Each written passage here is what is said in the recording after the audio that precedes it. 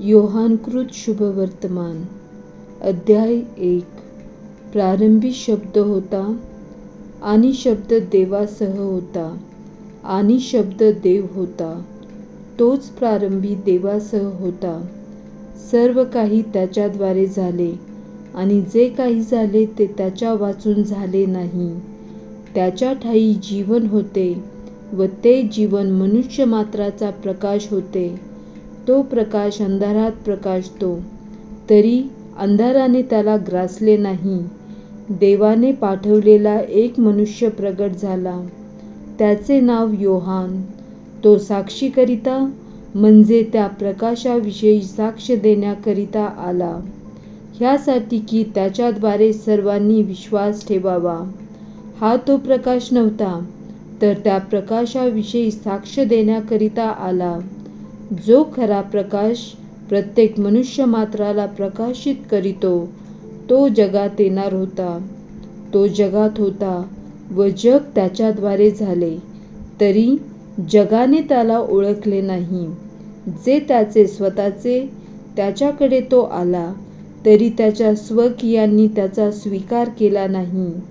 परंतु जितक्यांनी त्याचा स्वीकार केला, तितक्यांना म्हणजे त्याच्या नावावर विश्वास ठेवणाऱ्यांना त्याने देवाची मुले होण्याचा अधिकार दिला. त्याचा जन्म रक्त अथवा देहाची इच्छा अथवा मनुष्याची इच्छा ह्यांच्यापासून झाला नाही, तर देवापासून झाला. शब्द देही झाला आणि त्याने आम्हामध्ये वस्ती केली आणि आम्ही त्याचे गौरव पाहिले. ते पित्यापासून आलेल्या एकुलत्या एकाचे गौरव असावे, असे अनुग्रह व सत्य यांनी परिपूर्ण होते. त्याच्याविषयी योहान साक्ष देतो आणि मोठ्याने म्हणतो, जो माझ्या मागून येतो तो माझ्या पुढे झाला आहे, कारण तो माझ्या पूर्वी होता. असे ज्याविषयी मी सांगितले तो हाच आहे. त्याच्या पूर्णतेतून आपणा सर्वांना कृपेवर कृपा मिळाली आहे. कारण नियमशास्त्र मोशेच्या द्वारे देण्यात आले होते, कृपा व सत्य ही येशू ख्रिस्ताद्वारे आली. देवाला कोणीही कधीच पाहिले नाही. जो एकुलता एक जन्मलेला देव पित्याच्या उराशी असतो, त्याने त्याला प्रगट केले आहे. बाप्तिस्मा करणाऱ्या योहानाने येशूविषयी दिलेली साक्ष. पुढे यहुद्यांनी यरुशलेमेहून याजक लेवी यांना योहानाला आपण कोण आहात हे विचारायला पाठवले. तेव्हाची त्याची साक्ष हीच आहे. त्याने कबूल केले, नाकारले नाही. मी ख्रिस्त नाही, असे त्याने कबूल केले. तेव्हा त्यांनी त्याला विचारले, तर मग आपण कोण आहात? एलिया आहात काय? तो म्हणाला, मी नाही. आपण तो संदेष्टा आहात काय? त्यावर त्याने नाही असे उत्तर दिले. ह्यावरून त्याला ते म्हणाले, ज्यांनी आम्हाला पाठवले त्यांना आम्ही उत्तर द्यावे म्हणून आपण कोण आहात हे आम्हाला सांगा. स्वतःविषयी आपले काय म्हणणे आहे? तो म्हणाला, यशया संदेष्टाने सांगितल्याप्रमाणे परमेश्वराचा मार्ग नीट करा, असे अरण्यात ओरडणारी वाणी मी आहे. पाठवलेली माणसे पुरुषांपैकी होती. त्यांनी त्याला विचारले, आपण ख्रिस्त नाही, एलिया नाही व संदेष्टाही नाही, तर बाप्तिस्मा का करता? योहानाने त्यांना उत्तर दिले, मी पाण्याने बाप्तिस्मा करीतो खरा,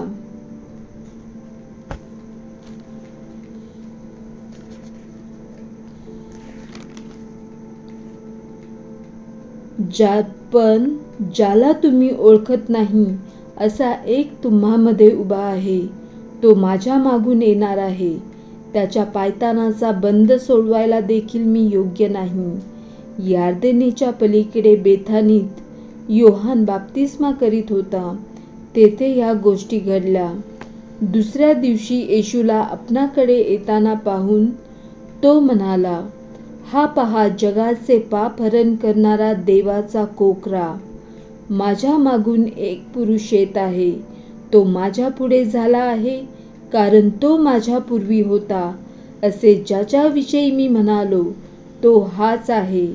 मी त्याला ओळखत नव्हतो, तरी त्याने इस्रायेलास प्रगट व्हावे म्हणून मी पाण्याने बाप्तिस्मा करीत आलो. आणि योहानाने अशी साक्ष दिली की आत्मा कबुतरासारखा आकाशातून उतरत असताना आणि त्याच्यावर स्थिर राहिलेला मी पाहिला.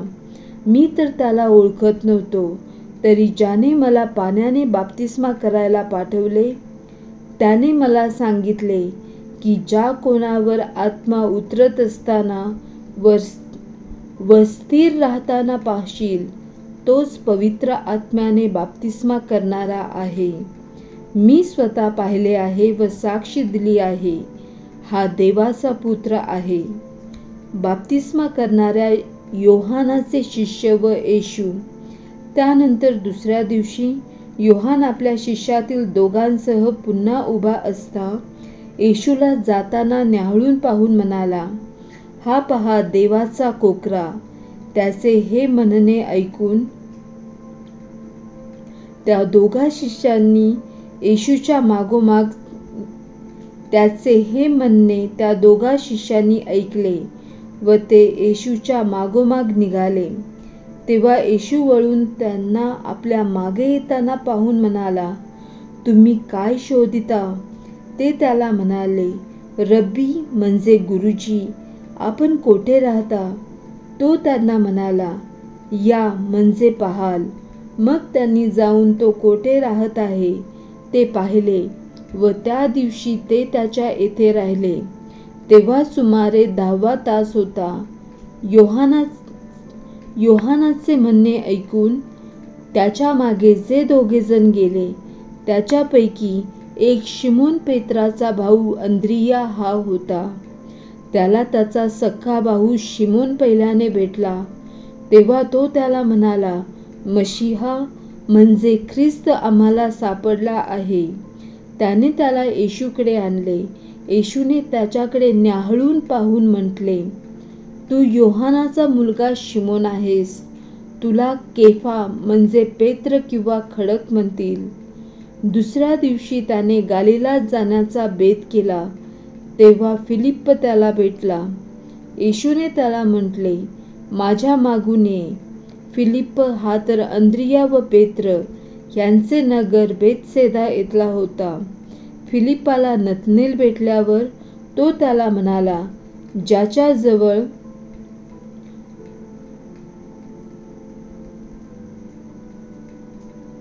ज्याच्याविषयी मोशेने नियमशास्त्रात लिहिले व संदेश त्यांनीही लिहिले, तो म्हणजे योसेफाचा मुलगा येशू नासरेतकर आम्हाला सापडला आहे. नतनेल त्याला म्हणाला, नासरेतातून काहीतरी उत्तम निघू शकते काय? फिलिप्प त्याला म्हणाला, येऊन पहा. नतनेलाला आपणाकडे येताना पाहून येशू त्याच्याविषयी म्हणाला, पहा, हा खराखुरा इस्रायली आहे, ह्याच्या ठायी कपट नाही. नतनेल त्याला म्हणाला, आपणाला माझी ओळख कोठली? येशूने त्याला उत्तर दिले, फिलिप्पाने तुला बोलवण्यापूर्वी तू अंजिराच्या झाडाखाली होतास तेव्हाच मी तुला पाहिले. नतनेल त्याला म्हणाला, गुरुजी, आपण देवाचे पुत्र आहात, आपण इस्रायेलाचे राजे आहात. येशू त्याला म्हणाला, मी तुला अंजिराच्या झाडाखाली पाहिले असे तुला सांगितले म्हणून विश्वास धरतोस काय? ह्यापेक्षा मोठ्या गोष्टी पाहशील. आणखी तो त्याला म्हणाला, मी तुम्हाला खचित सांगतो, आकाश उघडलेले व देवदूतांना चढताना व मनुष्याच्या पुत्रावर उतरताना तुम्ही पाहाल. नंतर तिसऱ्या दिवशी गलिलातील काना येथे एक लग्न होते आणि येशूची आई तेथे होती. येशूला व त्याच्या शिष्यांनाही लग्नाचे आमंत्रण होते. मग द्राक्षरस संपला तेव्हा येशूची आई त्याला म्हणाली, त्यांच्याजवळ द्राक्षरस नाही. येशू तिला म्हणाला, बाई, ह्याच्याशी तुझा माझा काय संबंध? माझी वेळ अजून आली नाही. त्याची आई चाकरांना म्हणाली, हा तुम्हाला जे काही सांगेल ते करा. तेथे पाण्याचे 6 दगडी रांजण यहुद्यांच्या शुद्धीकरणाच्या रीतीप्रमाणे ठेवले होते. त्यात 2-2, 3-3 मन पाणी मावेल असे ते होते. येशू त्यांना म्हणाला, रांजण पाण्याने भरा. ते त्यांनी काठोकाठ भरले. मग त्याने त्यांना सांगितले, आता त्यातले काढून भोजन कारभाऱ्याकडे न्या. तेव्हा त्यांनी ते नेले. द्राक्षरस बनलेले पाणी भोजन कारभाऱ्याने जेव्हा चाखले, तो द्राक्षरस कोठला आहे हे त्याला ठाऊक नव्हते, पण पाणी काढणाऱ्या चाकरांना मात्र ठाऊक होते. तेव्हा भोजन कारभारी वराला बोलावून म्हणाला, प्रत्येक मनुष्य पहिल्याने चांगला द्राक्षरस वाढतो व लोक यथेच्छ प्याले, मग नीरस वाढतो. तू तर चांगला द्राक्षरस आतापर्यंत ठेवला आहेस. येशूने गालिलातील काना येथे आपल्या चिन्हांचा हा प्रारंभ करून आपले गौरव प्रगट केले आणि त्याच्या शिष्यांनी त्याच्यावर विश्वास ठेवला. त्यानंतर तो, त्याची आई, त्याचे भाऊ, त्याचे शिष्य खाली कफरनहुमास गेले. परंतु तेथे ते फार दिवस राहिले नाहीत. मंदिराचे शुद्धीकरण. मग यहुद्यांचा वल्हांडण सण जवळ आला व येशू वर यरुशलेमेस गेला. मंदिरात गुरे, मेंढरे, कबुतरे विकणारे आणि सराफ हे बसलेले त्याला आढळले. तेव्हा त्याने दोऱ्यांचा एक कोरडा करून मेंढरे व गुरे ह्या सर्वांना मंदिरातून घालवून दिले. सराफांचा खुर्दाही ओतून टाकला व चौरंग पालथे केले. आणि तो कबुतरे विकणाऱ्यांना म्हणाला, ही येथून काढून घ्या. माझ्या पित्याच्या घराची बाजारपेठ करू नका. तेव्हा तुझ्या मंदिराविषयीचा आवेश मला ग्रासून टाकील, असा शास्त्रलेख लिहिल्याचे त्याच्या शिष्यांना आठवले. त्यावरून यहुदी त्याला म्हणाले, तुम्ही हे करिता तर आम्हाला तुमच्या अधिकाराचे चिन्ह काय दाखवता? येशूने त्यांना उत्तर दिले, तुम्ही हे मंदिर मोडून टाका आणि 3 दिवसात मी ते उभारीन. ह्यावरून यहुदी म्हणाले, हे मंदिर बांधायला 46 वर्षे लागली आणि तुम्ही हे 3 दिवसात उभारणार काय? तो तर आपल्या शरीररूपी मंदिराविषयी बोलत होता, म्हणून तो असे म्हणत असे तो मेलेल्यातून उठल्यावर त्याच्या शिष्यांना आठवले आणि त्यांनी शास्त्रावर व येशूने जे वचन सांगितले त्याच्यावर विश्वास ठेवला. वल्हांडणाच्या सणात यरुशलेम येथे असताना जी चिन्हे तो करीत होता ती पाहून पुष्कळांनी त्याच्या नावावर विश्वास ठेवला. पण येशू सर्वांना ओळखून असल्यामुळे त्याला स्वतःला त्यांचा भरवसा नव्हता. शिवाय मनुष्याविषयी कोणी साक्ष द्यावी ह्याची त्याला जरूर नव्हती, कारण मनुष्यात काय आहे हे त्याला स्वतःला ठाऊक होते. अध्याय 3. निकदेमाबरोबर संभाषण. पुरुषांपैकी निकदेम नावाचा एक मनुष्य होता. तो यहुद्यांचा एक अधिकारी होता. तो रात्रीचा त्याच्याकडे येऊन त्याला म्हणाला, गुरुजी, आपण देवापासून आलेले शिक्षक आहात हे आम्हास ठाऊक आहे, कारण ही जी चिन्हे आपण करिता ती देव बरोबर असल्या वाचून कोणालाही करता येत नाहीत. येशू त्याला म्हणाला, मी तुम्हाला खचित सांगतो, नव्याने जन्मल्या वाचून कोणालाही देवाचे राज्य पाहता येणार नाही. निकदेम त्याला म्हणाला, म्हातारा झालेला मनुष्य कसा जन्म घेऊ शकेल? त्याला मातेच्या उदरात दुसऱ्यांदा जाणे व जन्म घेणे शक्य होईल काय? येशूने त्याला उत्तर दिले की मी तुम्हाला खचित सांगतो, पाण्यापासून व आत्म्यापासून जन्म घेतल्या वाचून कोणीही देवाच्या राज्यात प्रवेश करू शकत नाही. देहापासून जन्मलेले देह आहेत, आत्म्यापासून जन्मलेले आत्मा आहेत. तुम्हाला नव्याने जन्मले पाहिजे असे मी तुम्हाला सांगितले. म्हणून आश्चर्य मानू नका. वारा पाहिजे तिकडे वाहतो आणि त्याचा आवाज तुम्ही ऐकता, तरी तो कोठून येतो व कोठे जातो हे तुम्हाला कळत नाही. जो कोणी आत्म्यापासून जन्मलेला आहे त्याचे असेच आहे. निकोदेम त्याला म्हणाला, ह्या गोष्टी कशा होऊ शकतील? येशूने त्याला उत्तर दिले, तुम्ही इस्रायलाचे गुरु असूनही तुम्हाला ह्या गोष्टी समजत नाहीत काय? मी तुम्हाला खचित खचित सांगतो, जे आम्हाला ठाऊक आहे ते आम्ही सांगतो, जे आम्ही पाहिले त्याच्याविषयी साक्ष देतो, पण तुम्ही आमची साक्ष मानत नाही. मी पृथ्वीवरच्या गोष्टी तुम्हाला सांगितल्या असता तुम्ही विश्वास धरत नाही, तर स्वर्गातल्या गोष्टी तुम्हाला सांगितल्यास विश्वास कसा धराल? स्वर्गातून उतरलेला व स्वर्गात असलेला जो मनुष्याचा पुत्र, त्याच्या वाचून कोणीही स्वर्गात चढून गेला नाही. जसा मोशेने अरण्यात सर्प उंच केला, तसे मनुष्याच्या पुत्रालाही उंच केले पाहिजे, ह्यासाठी की जो कोणी विश्वास ठेवतो त्याला त्याच्या ठायी सार्वकालिक जीवन प्राप्त व्हावे. देवाने जगावर एवढी प्रीती केली की त्याने आपला एकुलता एक पुत्र दिला, अशासाठी की जो कोणी त्याच्यावर विश्वास ठेवतो त्याचा नाश होऊ नये, तर त्याला सार्वकालिक जीवन प्राप्त व्हावे. देवाने आपल्या पुत्राला जगाचा न्यायनिवाडा करण्यासाठी नव्हे, तर त्याच्याद्वारे जगाचे तारण व्हावे म्हणून पाठवले. जो त्याच्यावर विश्वास ठेवतो त्याच्यावर न्यायनिवाड्याचा प्रसंग येत नाही. जो विश्वास ठेवत नाही त्याचा न्यायनिवाडा तर होऊनच चुकला आहे, कारण त्याने देवाच्या एकुलत्या एक पुत्राच्या नावावर विश्वास ठेवला नाही. निवाडा हाच आहे की जगात प्रकाश आला आहे आणि मनुष्यांनी प्रकाशापेक्षा अंधाराची आवड धरली, कारण त्यांची कृत्ये दुष्ट होती.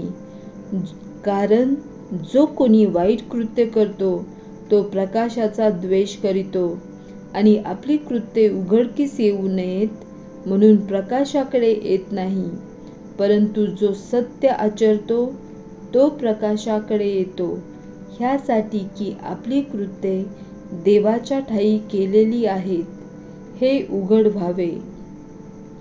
बाप्तिस्मा करणाऱ्या योहानाची येशूविषयी आणखी साक्ष. ह्यानंतर येशू आणि त्याचे शिष्य यहुदिया प्रांतात आले. तेथे त्यांच्याबरोबर राहून तो बाप्तिस्मा करीत होता. योहानही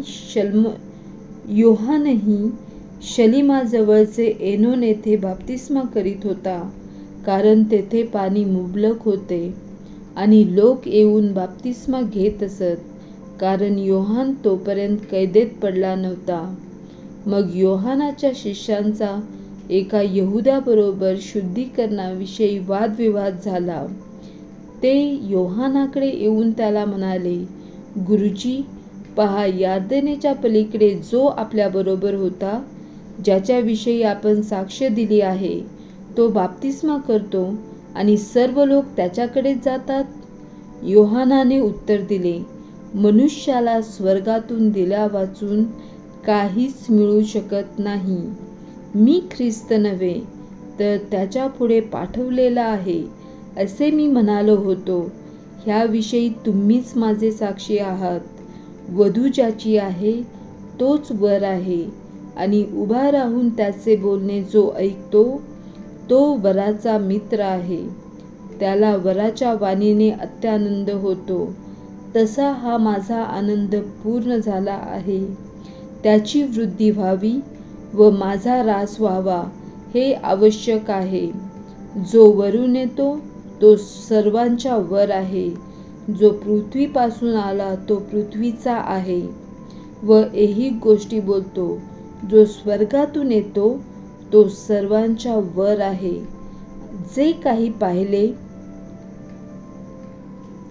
जे त्याने पाहिले आहे व ऐकले आहे त्याच्याविषयी तो साक्ष देतो आणि त्याची साक्ष कोणी मानत नाही. ज्याने त्याची साक्ष मान्य केली आहे त्याने देव सत्य आहे ह्या गोष्टीवर शिक्कामोर्तब केला आहे. कारण ज्याला देवाने पाठवले तो देवाची वचने बोलतो, कारण तो आत्मा मोजून मापून देत नाही. पिता पुत्रावर प्रीती करीतो आणि त्याने सर्व काही त्याच्या हाती दिले आहे. जो पुत्रावर विश्वास ठेवतो त्याला सार्वकालिक जीवन प्राप्त झाले आहे, परंतु जो पुत्राचे ऐकत नाही त्याच्या दृष्टीत जीवन पडणार नाही, पण देवाचा क्रोध त्याच्यावर राहतो. अध्याय 4. येशू व शोमरोनी स्त्री. येशू योहानापेक्षा अधिक शिष्य करून त्यांचा बाप्तिस्मा करीत आहे हे पुरुषांच्या कानी गेले. असे जेव्हा प्रभूला कळाले, तरी येशू स्वतः बाप्तिस्मा करीत नसे, तर त्याचे शिष्य करीत असत. तेव्हा तो यहुदिया सोडून पुन्हा गलिलात आला आणि त्याला शोमरोनामधून जावे लागले. मग तो शोमरोनामधून सुखार नावाच्या नगरास आला. ते याकोबाने आपला मुलगा योसेफ ह्याला दिलेल्या शेताजवळ होते. तेथे याकोबाचा झरा होता. चालून चालून दमलेला येशू तसाच त्या झरावर बसला. तेव्हा सुमारे 6वा तास होता. तेथे शोमरोनाची एक स्त्री पाणी काढायला आली. तिला येशू म्हणाला, मला प्यायला पाणी दे, कारण त्याचे शिष्य अन्न विकत घ्यायला नगरात गेले होते. तेव्हा ती शोमरोनी स्त्री त्याला म्हणाली, आपण यहुदी असता माझ्यासारख्या शोमरोनी स्त्रीजवळ पाणी प्यायला मागता हे कसे? कारण यहुदी शोमरोनी लोकांबरोबर संबंध ठेवीत नसत. येशूने तिला उत्तर दिले, देवाचे दान म्हणजे काय आणि मला प्यायला पाणी दे असे तुला म्हणणारा कोण आहे हे तुला कळले असते तर तू त्याच्याजवळ मागितले असते आणि त्याने तुला जिवंत पाणी दिले असते. ती त्याला म्हणाली, महाराज, पाणी काढायला आपल्याजवळ पोहरा नाही व विहीर तर खोल आहे.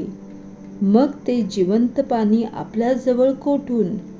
आमचा पूर्वज याकोब ह्याने ही विहीर आम्हाला दिली. तो स्वतः, त्याचे मुलगे, त्याची गुरेढोरे हिचे पाणी पीत असत. त्यांच्यापेक्षा आपण श्रेष्ठ व मोठे आहात काय?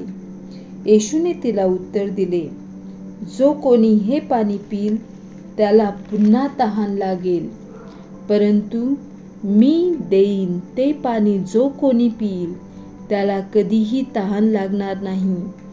जे पाणी मी त्याला देईन ते त्याच्यामध्ये सार्वकालिक जीवनासाठी उकळत्या पाण्याचा झरा असे होईल. ती स्त्री त्याला म्हणाली, महाराज, मला तहान लागू नये व पाणी काढायला मला येथवर येणे भाग पडू नये, म्हणून ते पाणी मला द्या. ती त्याला म्हणाली. तो तिला म्हणाला, तू जाऊन आपल्या नवऱ्याला बोलावून आण. ती स्त्री म्हणाली, मला नवरा नाही. येशूने तिला म्हटले, मला नवरा नाही हे तू ठीक बोललीस, कारण तुला 5 नवरे होते आणि आता जो तुझ्याबरोबर आहे तो तुझा नवरा नाही.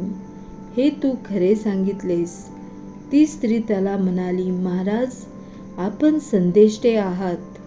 मला आता समजले. आमच्या पूर्वजांनी ह्याच डोंगरावर उपासना केली आणि तुम्ही म्हणता जेथे उपासना केली पाहिजे ते स्थान यरुशलेमेत आहे. येशू तिला म्हणाला, बाई, पित्याची उपासना ह्या डोंगरावर व यरुशलेमेतही करणार नाही अशी वेळ येत आहे. हे माझे तू खरे मान. तुम्हाला ठाऊक नाही अशाची उपासना तुम्ही करता. आम्हाला ठाऊक आहे अशाची उपासना आम्ही करीतो, कारण यहुद्यातूनच तारण आहे. तरी खरे उपासक आत्म्याने व खरेपणाने पित्याची उपासना करतील अशी वेळ येत आहे, किंबहुना आलीच आहे. कारण आपले उपासक असेच असावे अशी पित्याची इच्छा आहे. देव आत्मा आहे आणि त्याच्या उपासकांनी त्याची उपासना आत्म्याने व खरेपणानेही केली पाहिजे. ती स्त्री त्याला म्हणाली, मशिहा म्हणजे ज्याला ख्रिस्त म्हणतात तो येणार आहे, तो हे मला ठाऊक आहे. तो आल्यावर आम्हाला सर्व गोष्टी सांगेल. येशू तिला म्हणाला, जो तुझ्याबरोबर बोलत आहे तो मी तोच आहे. इतक्यात त्याचे शिष्य आले आणि तो एका स्त्रीबरोबर बोलत आहे याचे त्यांना आश्चर्य वाटले. तरी आपण काय तिला विचारता किंवा आपण तिच्याबरोबर का बोलता, हे कोणी त्याला म्हटले नाही. ती स्त्री तर आपली घागर तेथेच टाकून नगरात गेली व लोकांना म्हणाली, चला, मी केलेले सर्व काही ज्याने मला सांगितले तो मनुष्य पहा, तोच ख्रिस्त असेल काय? तेव्हा ते नगरातून निघून त्याच्याकडे येऊ लागले.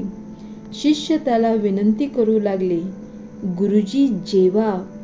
परंतु तो त्यांना म्हणाला, तुम्हाला ठाऊक नाही असे अन्न माझ्याजवळ खायला आहे. ह्यावरून शिष्य एकमेकांना म्हणू लागले, ह्याला कोणी खायला आणले असेल काय? येशू त्यांना म्हणाला, ज्याने मला पाठवले त्याच्या इच्छेप्रमाणे करावे व त्याचे कार्य सिद्धीस न्यावे, हेच माझे अन्न आहे. अजून 4 महिन्यांचा अवकाश आहे, मग कापणी येईल असे तुम्ही म्हणता की नाही? पहा, मी तुम्हाला म्हणतो, आपली नजर वर टाकून शेते पहा, ती कापणीसाठी पांढरी होऊन चुकली आहेत. कापणारा मजुरी मिळवतो व सार्वकालिक जीवनासाठी पीक एकवट करीतो, ह्यासाठी की पेरणाऱ्याने व कापणाऱ्यानेही एकत्र आनंद करावा. एक पेरतो, एक कापतो, अशी जी म्हण आहे ती ह्या बाबतीत खरी आहे. ज्याच्यासाठी तुम्ही श्रम केले नव्हते ते कापायला मी तुम्हाला पाठवले.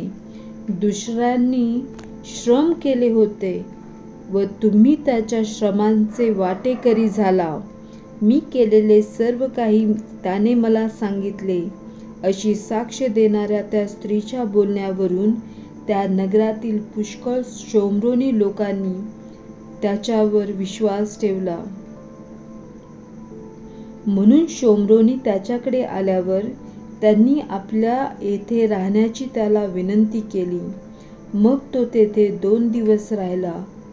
त्याच्या वचनावरून आणखी कितीतरी लोकांनी विश्वास धरला आणि ते त्या स्त्रीला म्हणाले, आता तुझ्या बोलण्यावरूनच आम्ही विश्वास धरतो असे नाही, कारण आम्ही स्वतः ऐकले आहे व हा खचित जगाचा तारणारा आहे हे आम्हाला कळाले आहे. राजाच्या अंमलदाराच्या मुलाला येशू गालिलामध्ये बरे करतो. मग त्या 2 दिवसानंतर तो तेथून गालिलात निघून गेला, कारण येशूने स्वतः साक्ष दिली की संदेष्टाला स्वदेशात मान मिळत नाही. म्हणून तो गालिलात आल्यावर गालिलकरांनी त्याचा स्वीकार केला, कारण यरुशलेममध्ये सणात त्याने जे काही केले होते ते सर्व त्यांनी पाहिले होते, कारण तेही त्या सणाला गेले होते. नंतर तो गालिलातील काना येथे पुन्हा आला. तेथे त्याने पाण्याचा द्राक्षरस केला होता. त्या स्थळी कोणी एक अंमलदार होता, त्याचा मुलगा कफरनहुमात आजारी होता.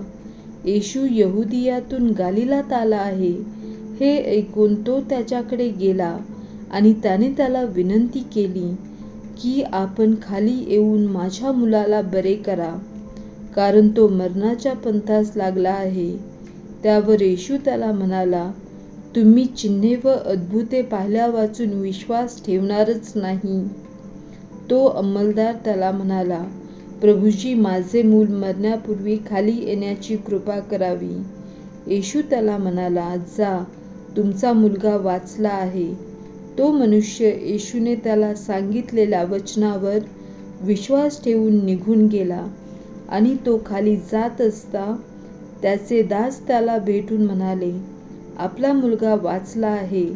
ह्यावरून त्याला कोणत्या ताशी उतार पडला हे त्याने त्यांना विचारले. त्यांनी त्याला म्हटले, काल 7व्या ताशी त्याचा ताप गेला.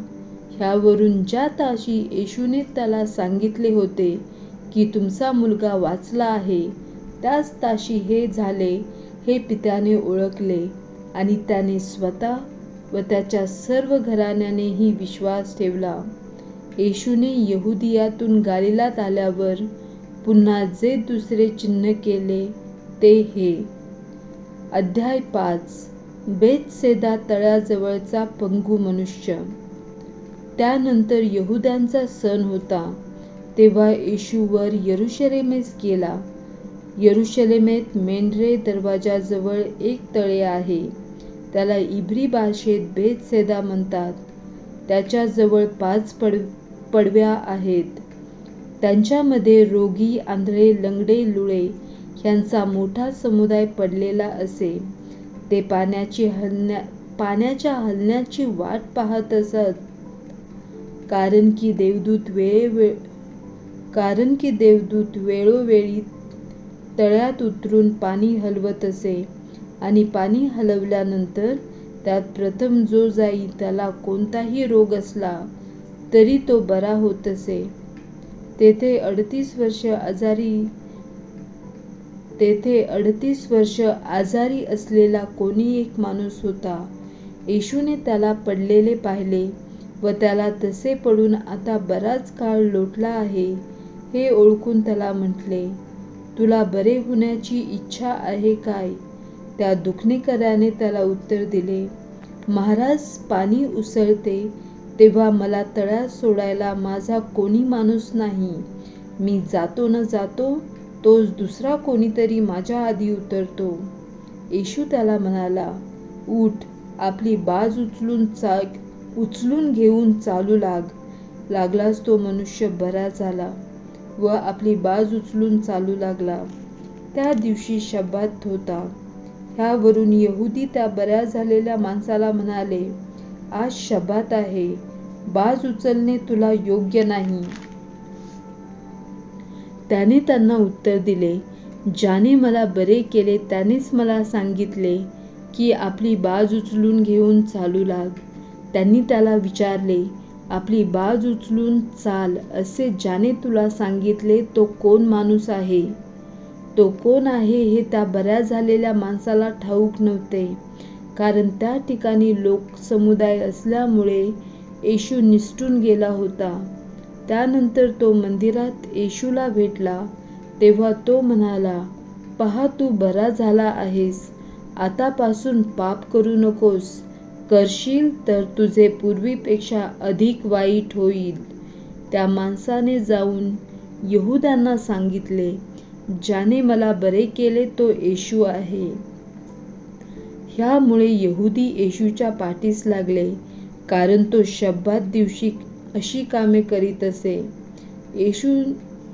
येशूने त्यांना उत्तर दिले, माझा पिता आजपर्यंत काम करीत आहे आणि मीही काम करीत आहे.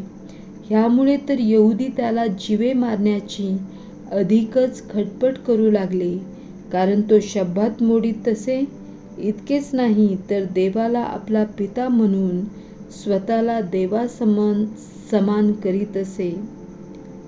स्वर्गीय पित्यावर येशू कसा अवलंबून राहतो ह्याचा त्याने केलेला खुलासा.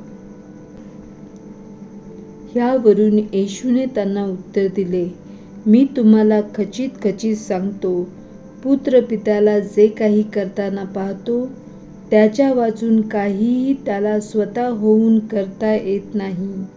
कारण जे काही तो करतो ते पुत्रही तसेच करतो, कारण पिता पुत्रावर प्रीती करीतो आणि स्वतः जे काही करतो ते सर्व त्याला दाखवतो.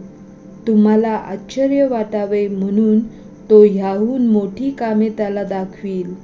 कारण जसा पिता मेलेल्यांना उठवून जिवंत करतो तसा पुत्रही पाहिजे त्यांना जिवंत करीतो. पिता कोणाचाही न्याय करीत नाही, तर न्याय करण्याचे सर्व काम त्याने पुत्राकडे सोपवून दिले आहे. ह्यासाठी की जसा पित्याचा सन्मान करतात तसा पुत्राचाही सन्मान सर्वांनी करावा. जो पुत्राचा सन्मान करीत नाही तो ज्याने मला पाठवले त्या पित्याचाही सन्मान करत नाही. मी तुम्हाला खचित सांगतो, जो माझे वचन ऐकतो आणि ज्याने मला पाठवले त्याच्यावर विश्वास ठेवतो त्याला सार्वकालिक जीवन प्राप्त झाले आहे आणि त्याच्यावर न्यायाचा प्रसंग येणार नाही. तो मरणातून जीवनात पार गेला आहे.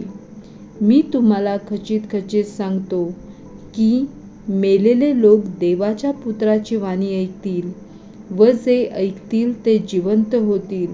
अशी वेळ येत आहे, किंबहुना आता आलीच आहे, कारण पित्याच्या ठायी जसे स्वतःचे जीवन आहे तसे पुत्राच्या ठायीही स्वतःचे जीवन असावे, असे त्याने त्याला दिले. आणि तो मनुष्याचा पुत्र आहे. ह्या कारणास्तव न्यायनिवाडा करण्याचा अधिकारही त्याला दिला.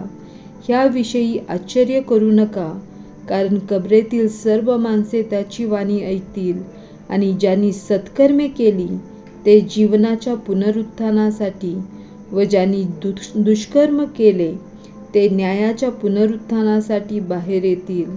अशी वेळ येत आहे. येशूविषयी देण्यात आलेली साक्ष. मला स्वतःहून काही करता येत नाही. जसे मी ऐकतो तसा न्यायनिवाडा करतो आणि माझा निवाडा यथार्थ आहे, कारण मी स्वतःच्या इच्छेप्रमाणे नव्हे तर ज्याने मला पाठवले त्याच्या इच्छेप्रमाणे करायला पाहतो. मी स्वतःविषयी साक्ष दिली तर माझी साक्ष खरी नाही. माझ्याविषयी साक्ष देणारा दुसरा आहे आणि जो साक्ष तो माझ्याविषयी देतो ती साक्ष खरी आहे, हे मला ठाऊक आहे. तुम्ही योहानाकडे पाठवून विचारले व त्याने सत्याविषयी साक्ष दिली आहे, पण मी माणसांची साक्ष मान्य करीत नाही. तथापि तुम्हाला तारण प्राप्त व्हावे म्हणून मी हे सांगतो. तो जळता व प्रकाश देणारा दिवा होता आणि तुम्ही त्याच्या प्रकाशात काही वेळ हर्ष करायला राजी झाला. परंतु माझ्याजवळ जी साक्ष आहे ती योहानाच्या साक्षीपेक्षा मोठी आहे, कारण जी कार्ये सिद्धीस नेण्याचे पित्याने माझ्याकडे सोपवले आहे, म्हणजे जी कार्ये मी करतो तीच माझ्याविषयी साक्ष देतात की पित्याने मला पाठवले आहे. आणखी ज्या पित्याने मला पाठवले त्यानेच माझ्याविषयी साक्ष दिली आहे. तुम्ही त्याची वाणी कधी ऐकली नाही व त्याचे स्वरूपही पाहिले नाही आणि त्याचे वचन तुम्ही आपणामध्ये दृढ राखले नाही, कारण ज्याला त्याने पाठवले त्याचे तुम्ही खरे मानत नाही. तुम्ही शास्त्रलेख शोधून पाहता, कारण त्याच्याद्वारे तुम्हाला सार्वकालिक जीवन प्राप्त होईल असे तुम्हाला वाटते आणि तेच माझ्याविषयी साक्ष देणारे आहेत. तरी जीवन प्राप्त व्हावे म्हणून माझ्याकडे येण्याची तुम्हाला इच्छा होत नाही. मी मनुष्यांकडून प्रशंसा करून घेत नाही, परंतु मी तुम्हाला ओळखले आहे. तुमच्या ठायी देवाची प्रीती नाही. मी आपल्या पित्याच्या नावाने आलो, पण तुम्ही माझा स्वीकार करत नाही. दुसरा कोणी स्वतःच्या नावाने आला तर त्याचा तुम्ही स्वीकार कराल. जे तुम्ही एकमेकांकडून प्रशंसा करून घेऊ पाहता आणि जो एकच देव त्याच्याकडून प्रशंसा करून घेण्याची खटपट करत नाही, त्यात तुम्हाला विश्वास ठेवता येणे कसे शक्य असेल? मी पित्यासमोर तुम्हाला दोष लावीन असे समजू नका. ज्याच्यावर तुम्ही आशा ठेवली आहे तो मोशे तुम्हाला दोष लावणार आहे. तुम्ही मोशेवर विश्वास ठेवला असता तर माझ्यावरही विश्वास ठेवलाच असता, कारण त्याने माझ्याविषयी लिहिले आहे. तुम्ही त्याच्या लिखाणावर विश्वास ठेवत नाही तर माझ्या वचनावर विश्वास कसा ठेवाल?